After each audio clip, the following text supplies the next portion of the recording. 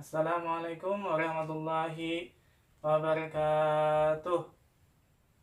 Ya, kepada anak-anak sekalian yang selalu Bapak sayangi, ya kita di Google Classroom ini akan belajar yaitu seni budaya dan prakarya.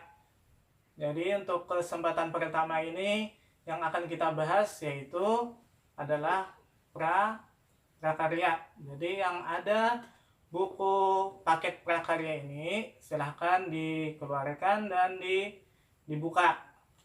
Nah itu. Terus untuk materi pertama yaitu silahkan anak-anak buka bab 1 di buku paket prakaryanya. Nah, di sini kita akan membahas yaitu tentang membuat kerajinan dari bahan keras alami. Jadi seperti biasa, yang pertama dalam prakarya yaitu kita membuat benda kerajinan.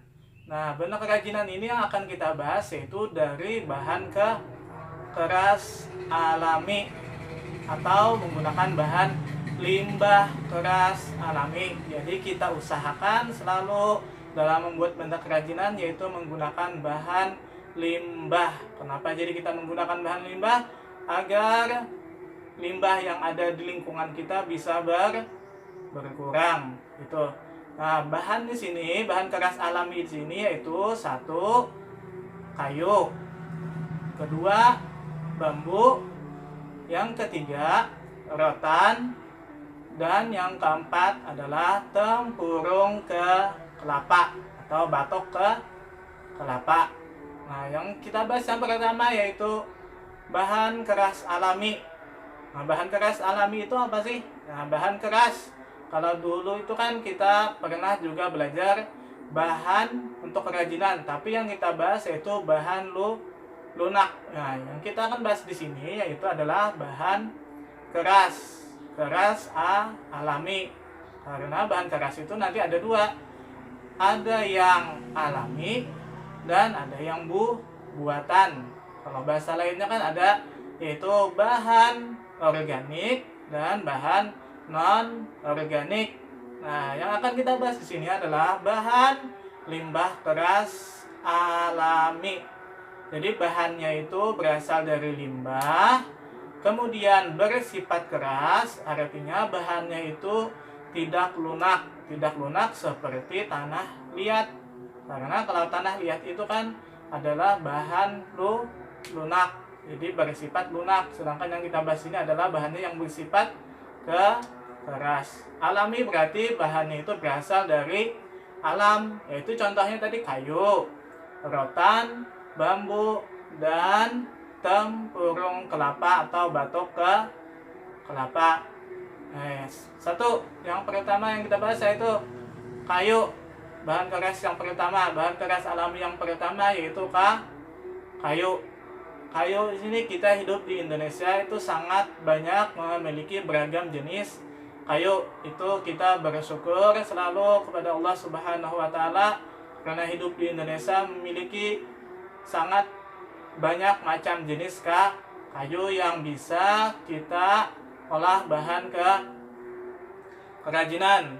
Kenapa bahan kayu itu bagus diolah menjadi bahan kerajinan? Satu, karena bahan kayu itu memiliki tekstur yang berbeda-beda. Yang kedua, karena motif-motif kayu itu juga berbeda-beda. Jadi beda jenis kayu, beda juga motifnya dan teksturnya. Kemudian juga warnanya sangat bervariasi. Jadi beda jenis kayu, warnanya juga berbeda-beda. Ada yang warnanya coklat, ada yang hitam, ada yang putih.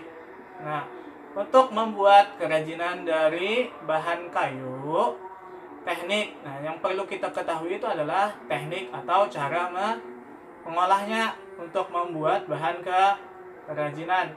Dan teknik kerajinan yang biasa diolah, tekniknya yang biasa digunakan untuk mengolah bahan kerajinan dari kayu yaitu dengan cara dipahat.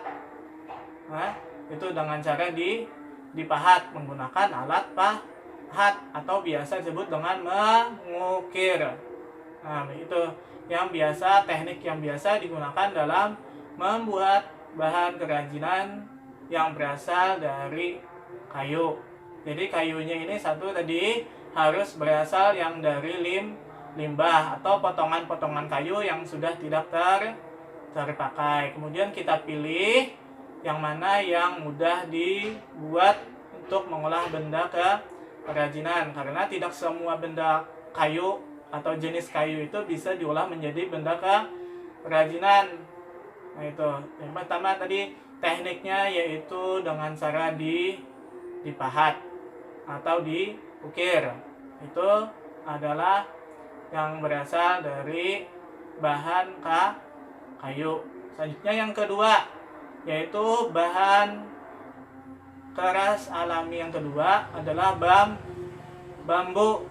Untuk bambu itu juga di Indonesia sangat banyak jenis bambu. Ada yang diameternya kecil, sedang, dan besar. Itu jenis-jenis bambu. Bambu itu seperti kayu juga, beda jenis, itu beda tekstur dan beda motif serta beda warnanya.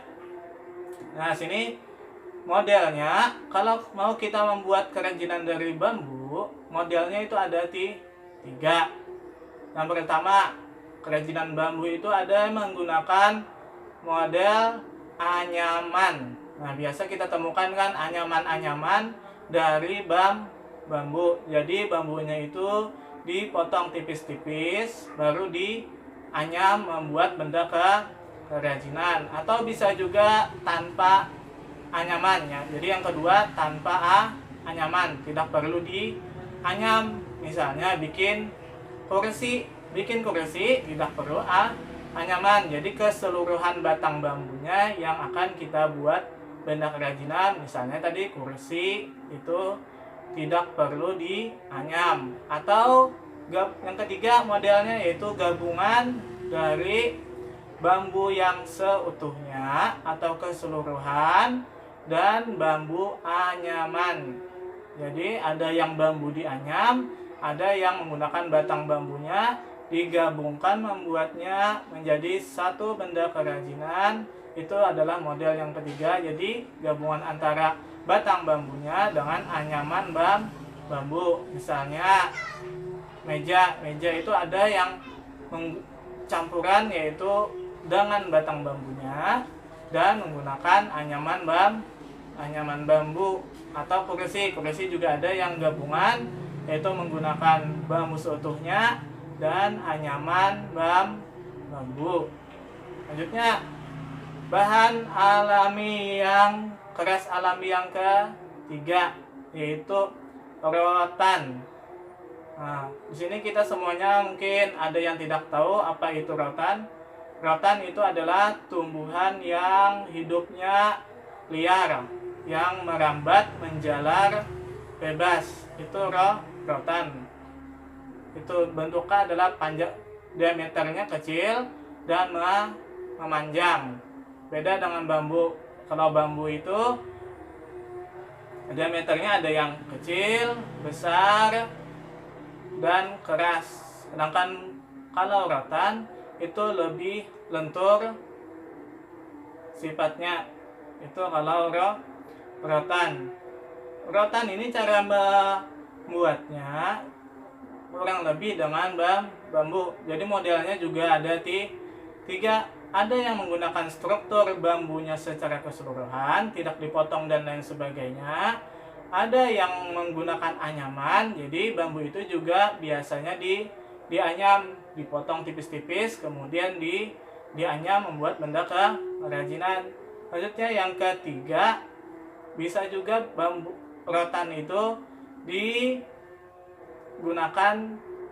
keseluruhannya dan digunakan anyamannya. Jadi digabungkan antara anyaman dan batang rotan keseluruhan. Maksudnya itu tidak dipotong potong-potong, jadi tidak perlu dipotong tipis rotannya, itu namanya bentuk keseluruhannya atau utuh bentuknya itu.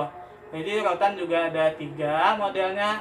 Satu, yaitu menggunakan struktur atau batang rotan seutuhnya kemudian dibentuk. Yang kedua, yaitu dengan cara dianyam, yaitu dipotong tipis-tipis dan dianyam. Yang ketiga, yaitu menggunakan struktur seluruhnya atau keseluruhan batangnya dan dicampur dengan anyaman.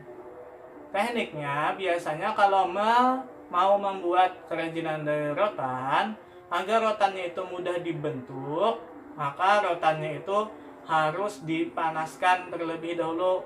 Jadi sambil membentuk itu sambil dipanaskan. Kenapa jadi dipanaskan? Agar rotannya itu mudah untuk dilenturkan. Tuh misalnya kalau mau membuat lingkaran menggunakan rotan, maka rotannya itu harus kita panaskan. Itu cara membuat kerajinan dari rotan, menggunakan cara dipanaskan. Tekniknya harus dipanaskan, khususnya rotan yang berdiameter besar. Kemudian yang keempat, bahan keras alami yang keempat, yaitu yang biasa ada di rumah kita atau kita lihat, kita temukan, yaitu tempurung kelapa atau batok kelapa. Nah, biasanya kan batok kelapa atau tempurung kelapa itu cuma kita buang-buang aja, tapi itu kan bisa kita manfaatkan untuk membuat benda kerajinan. Mungkin di rumahnya ada yang memiliki benda kerajinan atau hiasan-hiasan yang berasal dari batok kelapa atau tempurung kelapa. Biasanya ada yang dibikin menjadi cangkir dan lain sebagainya. Kenapa batok kelapa digunakan? Karena batok kelapa itu seratnya itu unik. Jadi batok kelapa itu memiliki serat. Nah, seratnya itu lebih unik dari bahan-bahan yang lain, baik itu kayu, bambu ataupun rotan. Jadi tempurung kelapa itu memiliki serat yang unik, yang indah, yang memiliki unsur estetika yang bagus. Itu kenapa batok kelapa atau tempurung kelapa digunakan untuk membuat benda kerajinan. Nah, kiranya sampai sini aja dulu untuk materi tentang kerajinan dari bahan keras alami, kayu, bambu, rotan, dan tempurung kelapa.